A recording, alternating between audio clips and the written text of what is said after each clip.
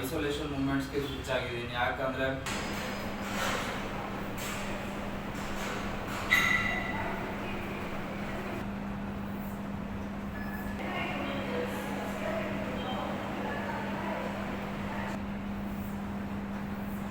Principal simple ಆಗಿ ಅದನ್ನ target ಮಾಡೋದು.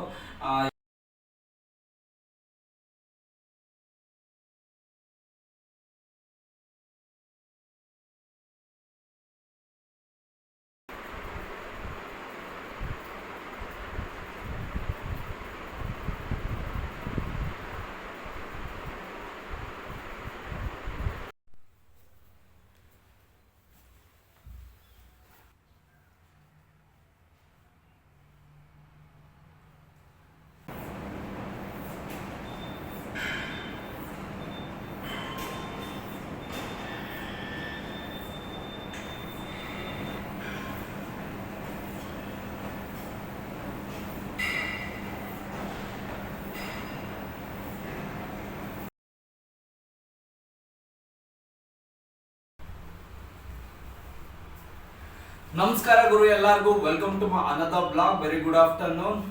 ಎಂಟಿ ಸ್ಟಮಕ್ ಕಾರ್ಡಿಯೋ ಮುಗಿಸ್ಕೊಂಡು ಫಸ್ಟ್ ಮೀಲ್ ಮುಗಿಸ್ಕೊಂಡು ಟ್ರೈನಿಂಗ್ ಮಾಡಿ, ನಂದು ಟ್ರೈನಿಂಗ್ ಲೆಗ್ಸ್ ಇದ್ದಿದ್ದು ಆಂಟೀರಿಯರ್ ಪಾರ್ಟ್ ಆಫ್ ಲೆಗ್ಸ್ನ ಕಾನ್ಸಂಟ್ರೇಟ್ ಮಾಡಿ ಯಾವ ಎಕ್ಸಸೈಸ್ ವೇರಿಯೇಷನ್ ಮಾಡಿದೆ ಅಂದರೆ ಸೀಟೆಡ್ ಹ್ಯಾಮ್ಸ್ಟ್ರಿಂಗ್ ಕರ್ಲ್ಸ್ ಮಾಡಿದೆ ಲಾಸ್ಟಲ್ಲಿ.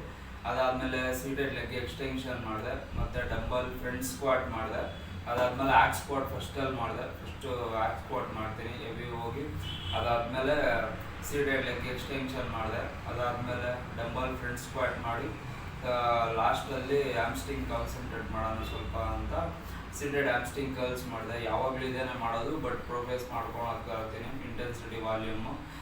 ಅದಾದಮೇಲೆ ಬರ್ತಾ ಹಂಗೆ ಡಯಟ್ ಗೇಮ್ ಬೇಕೋ ತಗೊಂಡು ಬಂದು ಮೀಲ್ ಪ್ರೆಪ್ ಮಾಡಿ ಫ್ರೆಶ್ ಅಪ್ ಆಗಿ ಈಗ ಸೆಕೆಂಡ್ ಮೀಲ್ ತಿಂತಾ ಇದ್ದೀನಿ. ಇವತ್ತೇಂದ್ರ ಬಗ್ಗೆ ಮಾತಾಡೋಣ ಅಂದ್ರೆ ಬ್ಯಾಕ್ ಟ್ರೈನಿಂಗ್. ನಂದು ಬ್ಯಾಕ್ ಟ್ರೈನಿಂಗಲ್ಲಿ ಮೊದಲು ನಾನು ಸರ್ಪ್ಲೈಸಲ್ಲಿ ಇದ್ದಾಗ, ಗ್ರೋತ್ ಫೇಸಲ್ಲಿ ಇದ್ದಾಗ ಕಾಂಪೌಂಡ್ ಮೂಮೆಂಟ್ಸ್ ಒಂದು 20% ಇತ್ತು. ಈಗ ಕಂಪ್ಲೀಟ್ ಐಸೋಲೇಷನ್ ಮೂಮೆಂಟ್ಸ್ಗೆ ಸ್ವಿಚ್ ಆಗಿದ್ದೀನಿ. ಯಾಕಂದರೆ ಇಂಜುರಿ ಆಗೋ ಚಾನ್ಸಸ್ ಸ್ವಲ್ಪ ಜಾಸ್ತಿ ಇರುತ್ತೆ ಅಂತ ಮೇಯ್ನಾಗಿ. ಅದಾದಮೇಲೆ ಯಾವ ಎಕ್ಸಸೈಸ್ ವೇರಿಯೇಷನ್ ಮಾಡ್ತಾ ಇದ್ದೆ ನಾನು ಸರ್ಪ್ಲಸಲ್ಲಿ ಗ್ರೋತ್ ಫೇಸಲ್ಲಿ ಇದ್ದಾಗ ಸೇಮ್ ಎಕ್ಸಸೈಸ್ ವೇರಿಯೇಷನ್ಸ್, ಆದರೆ ಬಟ್ ಮೂಮೆಂಟಮ್ ಎಲ್ಲ ಒಂದೇ, ಎಕ್ಸಸೈಸ್ ವೇರಿಯೇಷನ್ ಮಾತ್ರ ಚೇಂಜ್ ಮಾಡಿದ್ದೀನಿ ಅಷ್ಟೇ. ಬಟ್ ಅದರಲ್ಲೂ ಪ್ರೋಗ್ರೆಸ್ ಮಾಡ್ತಾ ಇದ್ದೆ ನಾನು, ಅದನ್ನ ರಿಪ್ಲೇಸ್ಮೆಂಟ್ ಮಾಡ್ಕೊಂಡಿದ್ದೀನಿ ಅಷ್ಟೇ. ಎಲ್ಲ ಸೇಮೇ. ಪುಲ್ ಓವರ್ ಅಂತೂ ಮಾಡ್ತಾ ಇದ್ದೆ, ಸ್ಟ್ರೈಟ್ ಆರ್ಮ್ ಪುಲ್ ಓವರು. ಅದಾದಮೇಲೆ ಕೇಬಲ್ ಲ್ಯಾಟ್ ಪುಲ್ ಡೌನು. ಅದಾದಮೇಲೆ ನಾನು ಬಾರ್ಬಲ್ ರೋಯಿಂಗ್ ಫ್ರೀ ವೈಟಲ್ಲಿ ಕಾಂಪೌಂಡ್ಮೆಂಟ್ ಮಾಡ್ತಾ ಇದ್ದೀನಿ, ಅದನ್ನ ಸೀಟೆಡ್ ಬಾರ್ಬಲ್ ರೋಯಿಂಗ್ ಮಾಡ್ತಾ ಇದ್ದೀನಿ ಈಗ. ಅದಾದಮೇಲೆ ಕ್ಲೋಸ್ ಗ್ರಿಪ್ ರೋಯಿಂಗ್, ಸೀಟೆಡ್ ರೋಯಿಂಗು ಮಾಡ್ತಿದ್ದೆ, ಅದನ್ನು ಮಾಡ್ತಾ ಇದ್ದೀನಿ. ಅದಾದಮೇಲೆ ಕ್ಲೋಸ್ ಗ್ರಿಪ್ ಲ್ಯಾಟ್ ಪುಲ್ ಡೌನ್ ಮಾಡ್ತಾ ಇದ್ದೆ, ಅದನ್ನು ಮಾಡ್ತಾ ಇದ್ದೀನಿ. ಆದಮೇಲೆ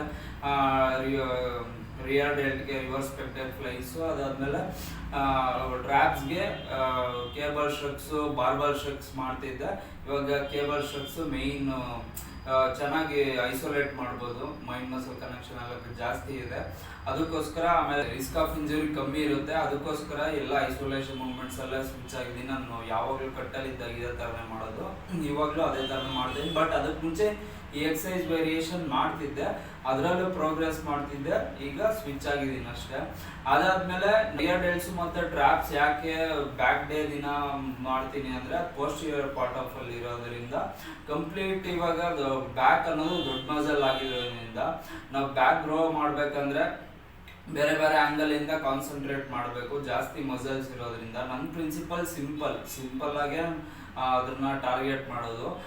ಯಾವ ಥರ ಅಂದರೆ ವರ್ಟಿಕಲ್ ಮೂಮೆಂಟ್ಸು ಒಂದೆರಡು ಇರುತ್ತೆ, ಮತ್ತು ಹಾರಿಜಾಂಟಲ್ ಮೂಮೆಂಟ್ಸು ಒಂದೆರಡು ಇರುತ್ತೆ. ಅದಾದಮೇಲೆ ಯಾವ ಥರ ಅಂದರೆ ಇವಾಗ ಲ್ಯಾಟ್ಸ್ ಗ್ರೋ ಮಾಡಬೇಕು ಅಂದರೆ back lats pull downs, lat pull downs. ಅದಾದಮೇಲೆ ಮಿಡ್ ಬ್ಯಾಕ್ ಕಾನ್ಸಂಟ್ರೇಟ್ ಮಾಡಬೇಕಂದ್ರೆ ರೋಯಿಂಗ್ಸ್ ಮಾಡ್ತೀನಿ, ಸೀಟೆಡ್ ರೋಯಿಂಗ್ಸು. ಮತ್ತು ಸೀಟೆಡ್ ಕೇಬಲ್ ರೋಯಿಂಗ್ಸು, ಅದಾದ್ಮೇಲೆ ಸರ್ಪ್ಲಸಲ್ಲಿ ಇದ್ದಾಗ ಬಾರ್ಬಲ್ ರೋಯಿಂಗ್ಸು ಅದು ಮಾಡ್ತಿದ್ದೆ.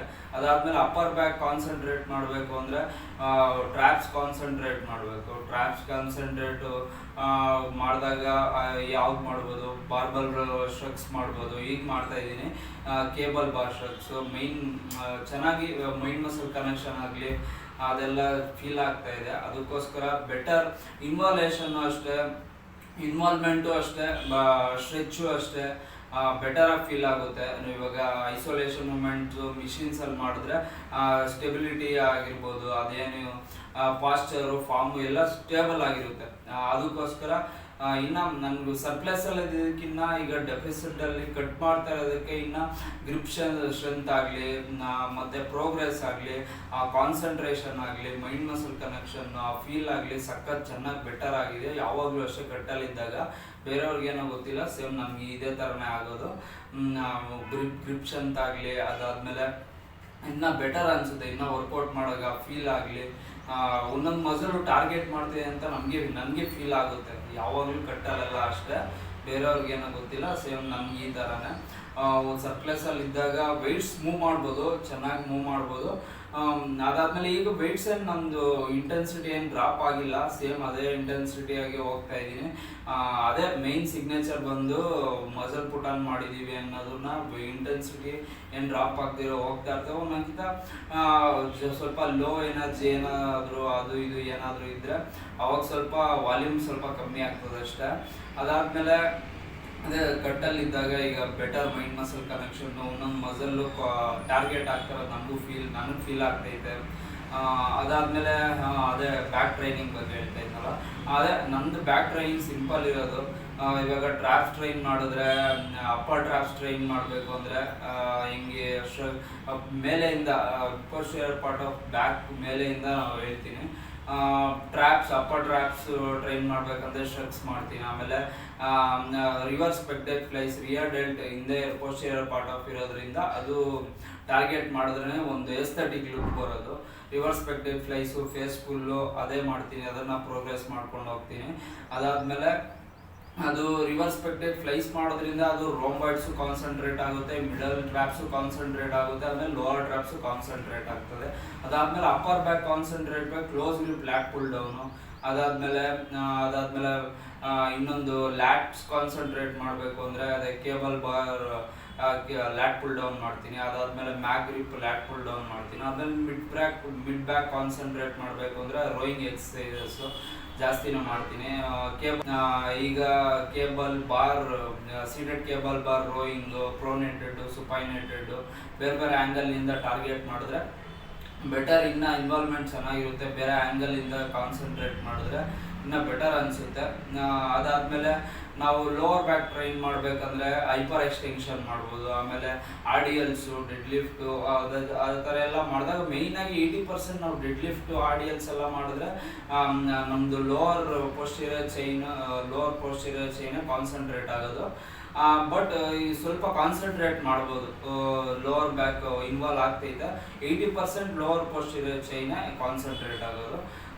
ಅದಕ್ಕೋಸ್ಕರ ಮೇಯ್ನಾಗಿ ಕಾನ್ಸಂಟ್ರೇಟ್ ಮಾಡಬೇಕು ಅಂದರೆ lower back hyper extension best.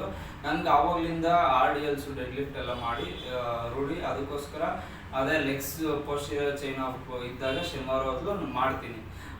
ಈ ಥರ ಇದೆ ನನ್ನ ಬ್ಯಾಕು ಎಕ್ಸಸೈಸ್ ವೇರಿಯೇಷನ್ಸು. ನಂದು ಟ್ರೈನಿಂಗ್ ಪ್ರಿನ್ಸಿಪಲ್ ಈ ಥರ ಇರೋದು.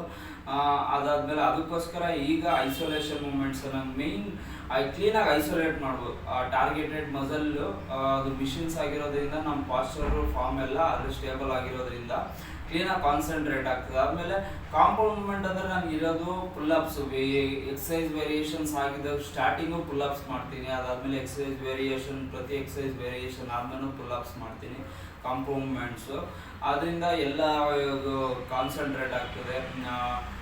ಟ್ರ್ಯಾಪ್ಸಿಂದ ರಿಯರ್ ಡೆಲ್ಟು ಮತ್ತು ಬ್ಯಾಕು, ಬೈಸೆಪ್ಪು ಎಲ್ಲ ಅದಕ್ಕೆ ಅದು ಕಾಂಪೌಂಡ್ ಮೂಮೆಂಟ್ಸು. ಮಲ್ಟಿಪಾಯಿಂಟ್ ಜಾಯಿಂಟ್ಸ್ ಇನ್ವಾಲ್ವ್ ಆದಾಗ ಕಾಂಪೌಂಡ್ ಮೂಮೆಂಟ್ ಅಂತಾರೆ ಅದನ್ನು. ಅದು ಕಾಂಪೌಂಡ್ ಮೂಮೆಂಟ್ ಅದೇ ಇರೋದು ಈಗ ಕಟ್ಟಲ್ಲಿದ್ದಾಗ. ಆ ಥರ ರಿಸ್ಕ್ ಆಫ್ ಇಂಜುರಿ ಸ್ವಲ್ಪ ಕಮ್ಮಿ ಇರಲಿ ಅಂತ ಇನ್ನು ಅದು ಆರಾಮಾಗಿ ಕ್ಲೀನಾಗಿ ಕಾನ್ಸಂಟ್ರೇಟ್ ಮಾಡ್ಬೋದು ಅಂತ ಈ ಥರ ಐಸೋಲೇಷನ್ ಮೂವ್ಮೆಂಟು ನಾನು ಈಗ ಮಾಡ್ತಾ ಇದ್ದೀನಿ. ಅದಕ್ಕೆ ಮುಂಚೆ ಸರ್ಪ್ಲಸಲ್ಲಿ ಇದ್ದಾಗ ಒಂದು 80% ಐಸೋಲೇಷನ್ ಮೂವ್ಮೆಂಟ್ಸೇ, ಒಂದು 20% ಮಾತ್ರ ಕಾಂಪೌಂಡ್ ಮೂವ್ಮೆಂಟ್ ಇದ್ದಿದ್ದು ಕಾಂಪೌಂಡ್ ಮೂವ್ಮೆಂಟು. ಇವಾಗ 100% ಐಸೋಲೇಷನ್ ಮೂವ್ಮೆಂಟ್ ಮಾಡ್ಕೊಂಡಿದ್ದೀನಿ. ಸ್ವಲ್ಪ ದಿನ ಅದಾದಮೇಲೆ ನಂದು ಕಾಂಪಿಟೇಷನ್ ಕಂಪ್ಲೀಟ್ ಆದಮೇಲೆ ಮತ್ತೆ ಸರ್ಪ್ಲಸ್ಗೆ ಹೋದಾಗ ಕಾಂಪೌಂಡ್ ಮೂವ್ಮೆಂಟೇ ಆ್ಯಡ್ ಮಾಡ್ಕೊತೀನಿ. ಆ ಕಾಂಪೌಂಡ್ ಮೂವ್ಮೆಂಟ್ ಅಂತ ಇರೋದು ಈಗ ಪುಲ್-ಅಪ್ಸು. ಈಗ ನೀವು ಬ್ಯಾಕ್ ಅದು ಎಲ್ಲರೂ ನಂದು ಫಿಸಿಕ್ ನೋಡಿದ್ಮೇಲೆ ಸ್ಟ್ರಾಂಗರ್ ಪಾರ್ಟ್ ಹೇಳೋದೇ ಬ್ಯಾಕ್ ಚೆನ್ನಾಗೈತೆ, ಬ್ಯಾಕ್ ಚೆನ್ನಾಗಿದೆ, ಯಾವ ಥರ ಟ್ರೈನಿಂಗು ಏನು ಎತ್ತ ಅಂತ. ಇದೇ ಎಕ್ಸಸೈಸ್ ವೇರಿಯೇಷನ್ಸೇ, ಇದೇ ಪ್ರಿನ್ಸಿಪಲ್ ಆಗಿ ನಾನು ಅಷ್ಟು ವರ್ಷದಿಂದ ಮಾಡ್ಕೊಂಡು ಬಂದಿರೋದು. ಬಟ್ ನಾನು ಕನ್ಸಿಸ್ಟೆಂಟಾಗಿ ಮಾಡ್ಕೊಂಬಂದಿದ್ದೀನಿ. ಏನು ಮಾಡ್ಕೊಂಬಂದಿನಿ ಅದನ್ನು ಕನ್ಸಿಸ್ಟೆಂಟಾಗಿ ನನ್ನ ಎಕ್ಸಸೈಸ್ ವೇರಿಯೇಷನ್ ಯಾವಾಗ ಮಾಡ್ತಾಯಿದ್ದೀನಿ ಅದನ್ನು ಪರ್ಫೆಕ್ಷನ್ ಮಾಡಿಕೊಂಡು ಇಂಟೆನ್ಸಿಟಿ ವಾಲ್ಯೂಮ್ ಇನ್ಕ್ರೀಸ್ ಮಾಡಿಕೊಂಡು ಪ್ರೋಗ್ರೆಸ್ ಮಾಡ್ಕೊಂಡು ಬಂದಿದ್ದೀನಿ. ಕಂಟಿನ್ಯೂಸ್ ಆಗಿ ಟ್ರೈನ್ ಮಾಡ್ಕೊಂಬಂದಿದ್ದೀನಲ್ಲ, ಅದೇ ಕೀ. ಬ್ಯಾಕ್ ಏನೇ ಇರ್ಬೋದು, ಈಗ ಕನ್ಸಿಸ್ಟೆಂಟ್ ಅಷ್ಟೇ, ಕನ್ಸಿಸ್ಟೆಂಟಾಗಿ ಟ್ರೈನ್ ಮಾಡ್ಕೊಂಬರ್ತಾಯಿದ್ರೆ ಅದೇ ಕಲಿಸ್ಕೊಡುತ್ತೆ ಏನೇನು ಮಾಡಬೇಕು, ಏನು ಮಾಡಬಾರ್ದು, ಯಾವ್ದು ಕರೆಕ್ಟು, ಯಾವ್ದು ರಾಂಗು ಅಂತ. ಅದೇ ಇವತ್ತು ಇದ್ರ ಬಗ್ಗೆ ಮಾತಾಡಿದ್ದೀನಿ. ಈಗ ಸೆಕೆಂಡ್ ಮೀಲ್ ತಿಂದು ಸ್ವಲ್ಪ ಹೊತ್ತು ರೆಸ್ಟ್ ಮಾಡಿ, ನಾಳೆ ಆರ್ಮ್ಸ್ ಟ್ರೈನಿಂಗ್ ಇರೋದು, ನಾಳೆ ಸಿಗ್ತೀನಿ. ಈಗ ಸಂಜೆ ಪರ್ಸನಲ್ ಟ್ರೈನಿಂಗ್ ಸೆಷನ್ ಇದೆ, ಅದನ್ನು ಕೊಟ್ಟು ಬಂದು ಮತ್ತೆ ಫೈನಲ್ ಮೀಲ್ ತಿಂತೀನಿ. ಇನ್ನೊಂದು ಮೀಲ್ ಕ್ಯಾರಿ ಮಾಡ್ಕೊಂಡು ಹೋಗ್ತೀನಿ. ಅದೇ ಕಟ್ಟಲ್ಲಿದ್ದಾಗ ಸ್ವಲ್ಪ ಇದು ಗ್ಲೈಕೋಜನ್ ಎಲ್ಲ ಡಿಪ್ಲೀಟ್ ಆಗ್ತಾ ಇರ್ತದೆ.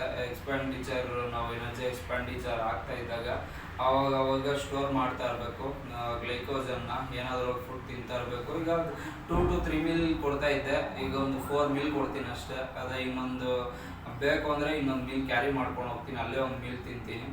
ಇಲ್ಲ ಅಂದರೆ ಆರಾಮಾಗಿ ಐತೆ ಅಂದಾಗ ಇನ್ನೊಂದು ಮೀಲ್ ಮುಗಿಸ್ಕೊಂಬಂದು ಪರ್ಸನಲ್ ಟ್ರೈನಿಂಗ್ ಸೆಷನ್ ಮುಗಿಸ್ಕೊಂಬಂದು ಫೈನಲ್ ಮೀಲ್ ತಿಂತೀನಿ.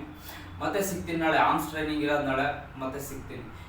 ಇವತ್ತು ಯಾವ ಎಕ್ಸಸೈಸ್ ವೇರಿಯೇಷನ್ ಮಾಡಿದ್ದೀನಿ, ಏನು ಎತ್ತ ಅಂತ ಹೇಳಿದೆ, ಎಲ್ಲ ಶೂಟ್ ಮಾಡಿದ್ದೀನಿ, ವಿಡಿಯೋನ ಅಪ್ಲೋಡ್ ಮಾಡಿದ್ದೀನಿ, ನೋಡಿ. ಮತ್ತೆ ಸಿಗ್ತೀನಿ ನಾಳೆ.